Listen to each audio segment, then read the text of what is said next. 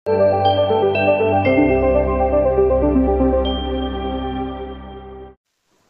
friends, welcome to Forward IAS. So Group 2 prelims exam already முடிஞ்சு.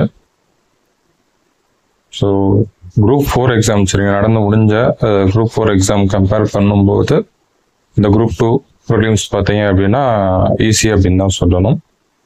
So தமிழை compare பண்ணும்போது போன குரூப் 4 வந்து வச்சு செஞ்சாங்க சரிங்களா. அதை கம்பேர் பண்ணும்போது குரூப் 2 ப்ரிலிம்ஸ் வந்து எவ்வளோ பரவாயில்ல. பட் மேக்ஸில் வந்து செக் வச்சுட்டாங்க. 4ல் வந்து மேக்ஸ் வந்து ஈஸியாக இருந்தது.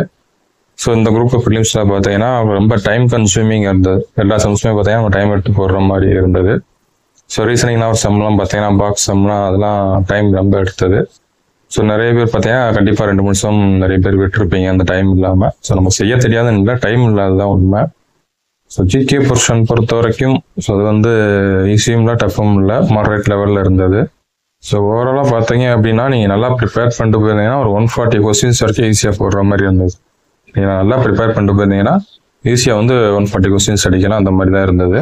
ஏன்னா ஸோ அந்த 140க்கு மேலே நம்ம எடுக்கக்கூடிய ஒவ்வொரு மார்க்குமே வந்து அவங்க திறமை லக் ஸோ அதெல்லாம் பொறுத்து தான் இந்த அபோவ் 140க்கு மேலே வரக்கூடிய மார்க்ஸு. ஸோ 150+ சேஃப் ஜோன் அப்படின்னு கேட்டீங்க அப்படின்னா 150+ வந்து சேஃப் ஜோனாக தான் இருக்கும் சரிங்களா. ஸோ ஓசி கேண்டிடேட்ஸ்க்கு வேணால் ஒரு 160 அபோவ் போகலாம். அந்த மற்ற கேண்டிடேட்ஸ் சரிங்களா பிசி எம்பிசி கேண்டிடேட்ஸ் பொறுத்த வரைக்கும் நீங்கள் ஒரு 150 to 160 போட்டுட்டீங்கன்னா உண்மையிலேயே அது வந்து குட் அட்டம். ஸோ 140+ டீசெண்டான அட்டம் சரிங்களா. அது வந்து பேட் அட்டம் சொல்ல முடியாது. 140+ வந்து டீசெண்டான அட்டம் சரிங்களா, கிடைக்கிறதுக்கு சான்சஸ் இருக்கு.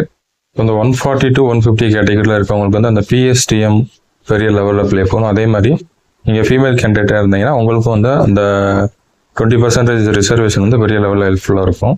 இப்போ உங்ககிட்ட பிஎஸ்டியும் இல்லை, நீங்கள் மேல் கேண்டிடேட்டாக இருக்கீங்க அப்படின்னா ஸோ அந்த 140 to 150 அந்த ஜோனில் இருந்தீங்க அப்படின்னா கொஞ்சம் ரிஸ்க் ஃபேக்டர்ஸ் இருக்குது சரிங்களா. கிட்டத்தட்ட 50-50 சான்சஸ் மாதிரி தான் நம்ம சொல்ல முடியும் அந்த 140 to 150 ரேஞ்சு. ஸோ எஸ்சி/எஸ்டி கேண்டிடேட்ஸ் பொறுத்த வரைக்கும் அந்த 140 to 150 அப்படின்றது நல்ல அட்டம் தான் சரிங்களா. ஸோ உங்களுக்கு வந்து ஹை சான்சஸ் இருக்குது. ஸோ அடுத்து பார்த்தீங்கன்னா 100 to 130 நிறைய கேண்டிடேட்ஸ் இருப்பீங்க. ஸோ அவங்களுக்குலாம் அடுத்து என்ன பண்ணுறது அப்படின்ற ஒரு கன்ஃபியூஷன் இருக்கும், கிடைக்குமா கிடைக்காதா அப்படின்றது. ஸோ 100 to below 130 அப்படின்னாலே வந்து சான்சஸ் வந்து கம்மி தான் சரிங்களா. இது வந்து நான் ஸ்பெஷல் கேட்டகரி மென்ஷன் பண்ணுறேன் சரிங்களா. அவங்க தனி ஸ்பெஷல் கேட்டகரிஸ் பொறுத்த வரைக்கும் எக்ஸ்ஆர்மி கேண்டிடேட்ஸ், விடோ கேண்டிடேட்ஸ், அப்புறம் டிஃப்ரெண்ட் கேபிள் பர்சன்ஸ். ஸோ அவங்களுக்குலாம் வந்து கட் ஆஃப் தனி சரிங்களா. ஸோ அவங்கள பற்றி நான் அந்த வீடியோவில் சொல்லலை. ஏன்னா அவங்களுக்கு வந்து கட் ஆஃப் ப்ரெடிக்ட் பண்ணுறது வந்து கஷ்டம். ஒட்டுமொத்தமாக எவ்வளோ கேண்டிடேட்ஸ் அப்ளை பண்ணியிருக்காங்க அப்படின்றது தெரியாது. ஒட்டுமொத்தமாக அவங்களுக்கு எவ்வளோ வேகன்சி இருக்குன்னு கண்டுபிடிச்சலாம். பட் ஒட்டுமொத்தமாக எத்தனை பேர் அப்ளை பண்ணியிருக்காங்க அப்படின்றது நமக்கு தெரியாது.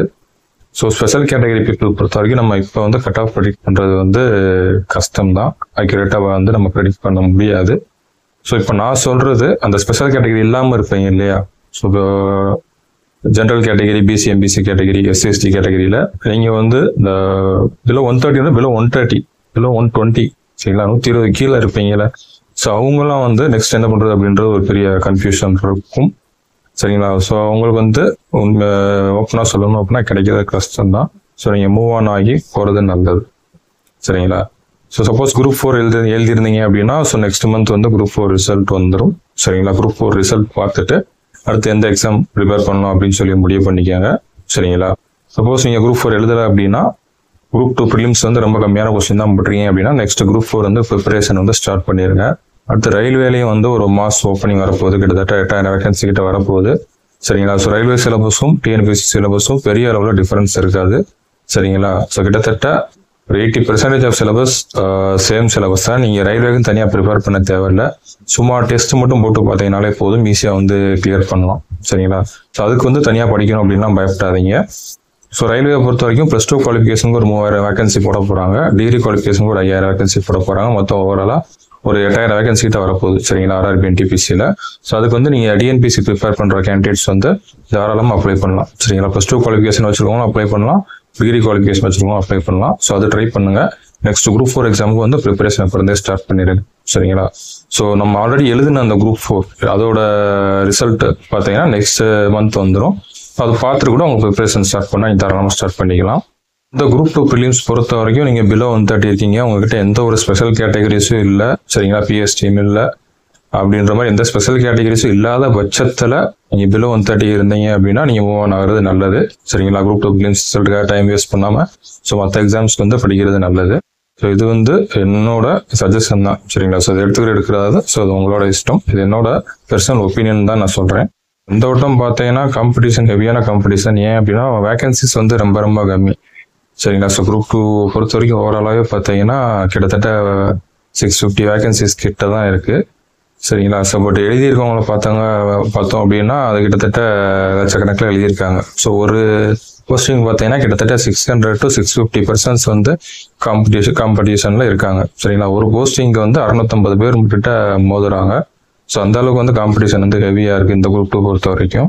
ஸோ சரியாக பண்ணல அப்படின்னா உங்களுக்கே கண்டிப்பாக வந்து தெரியும் நம்ம சரியாக பண்ணல அப்படின்னு. ஸோ அந்த ரிசல்ட்டுக்காக எதிர்பார்த்துட்டு டைம் வேஸ்ட் பண்ணாமல் ஸோ அஃபிஷியல் ஆன்சர் கீ சீக்கிரம் போட்டுருவாங்க. ஸோ அதுலேயும் ஒரு செக் பண்ணிடுங்க. சரிங்களா? நீங்கள் ப்ரைவேட்டாக செக் பண்ணுற ப்ரைவேட் சேனல்ஸ் ஆன்சர் கீக்கும் அஃபிஷியல் ஆன்சர் கீக்கும் வந்து டிஃபரன்ஸ் இருக்கும்.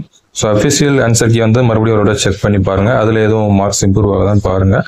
ஸோ அதுலேயும் உங்களுக்கு வந்து மார்க்ஸ் இம்ப்ரூவ் ஆகலை, மார்க் கம்மியாக தான் இருக்குது அப்படின்னா ஸோ நீங்கள் வந்து better to move on for next exams. So அடுத்து என்ன எக்ஸாம் அப்படின்னு பிளான் பண்ணிவிட்டு அதுக்கு படிக்க ஆரம்பிச்சுங்க. So thank you friends. எதுவும் டவுட் இருந்தால் கமெண்ட்டில் மென்ஷன் பண்ணுங்கள். ஸோ நம்ம சேனல் சப்ஸ்கிரைப் பண்ணாமல் இருந்தால் மறக்காமல் சப்ஸ்கிரைப் பண்ணிடுங்க. All the best. தேங்க்யூ.